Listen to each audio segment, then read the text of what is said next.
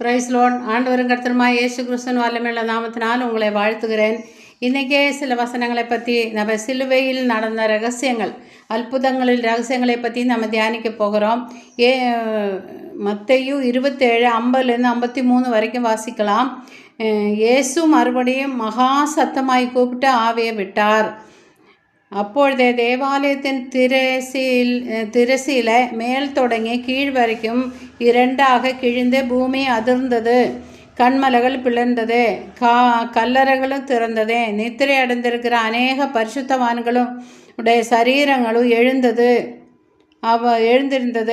அவர் உயிரோடு எழுந்த பின்பே அவர்கள் கல்லறையை விட்டு புறப்பட்டு பரிசுத்த நகரத்தில் பிரவேசித்து அநேகருக்கு காணப்பட்டார்கள். சிலுவையில் இயேசு இருக்கும்போது நடந்த அந்த ஆவியை விடும்போது, அவரோட ஜீவனை விடும்போது நடந்த ரகசியங்களை தான் நம்ம பார்க்க போகிறோம். எபிரேயர் 10:19 திரசீல கிழிந்த அனுபவங்கிறது என்னங்கிறதுனா ரட்சிப்பின் அனுபவம்.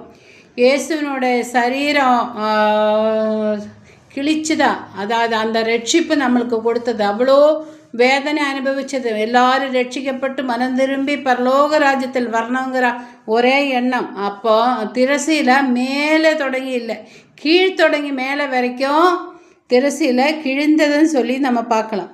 கண்மலைகள் பிளர்ந்தது. அடுத்ததாக 1 கொரிந்தியர் 10:4 கண்மலை பிளர்ந்தது. அவருடைய அபிஷேகம், அவர் பிளர்ந்து நம்மளுக்கு அபிஷேகத்தை காண்பித்தது.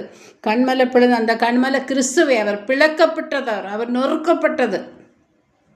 நம்மளை ரட்சிப்பு அடையும்படியாக, நான் பரலோகத்தில் போகும்படியாக நம்மளை கூட சேர்த்தும்படியாக அவர் பிளந்தது, அவரோட சரீரம் பிளக்கப்பட்டதுன்னு சொல்லி பார்க்குறோம்.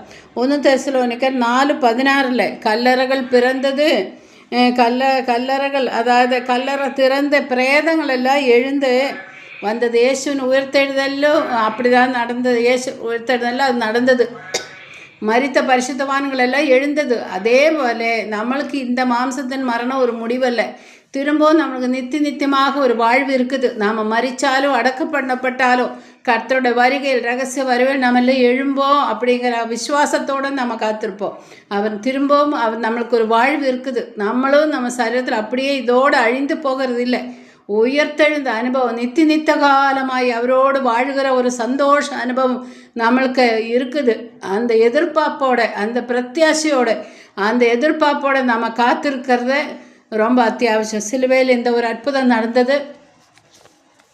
நம்மளோட நிறைய அற்புதங்களை பின்னால் நம்ம தியானிக்கலாம். இப்போ சிலுவையில் நடந்த ரகசியங்கள், அந்த அற்புதத்தின் ரகசியம், அதாவது கண்மலை அவர சரீரம் பிளக்கப்பட்டது.